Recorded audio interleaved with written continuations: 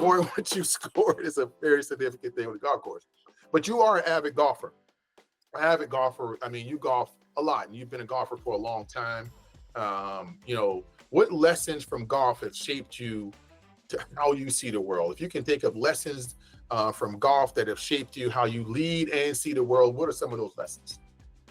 Yeah, so I think probably the number one lesson that I take from golf that I apply to life is, you have to roll with the punches, right? You have to be, like Bruce Lee says, you have to be like water. Sometimes you'll do everything right? You'll hit the perfect shot.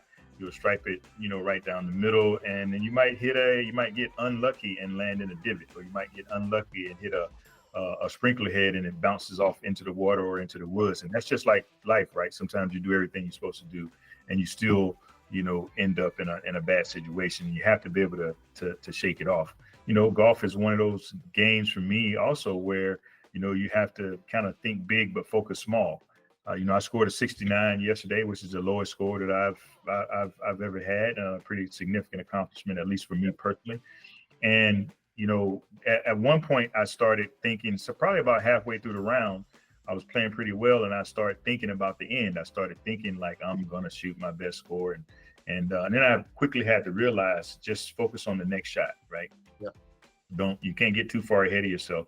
And I think that's a good lesson for all of us in life too, man. Is you can want to be the president, you can want to be a chief or a general, or whatever it is that you desire to be in life, but what you have to focus on and what's right in front of you, taking care of the things that's right in front of you. And so that's kind of how one of the biggest lessons for me when it comes to golf and life.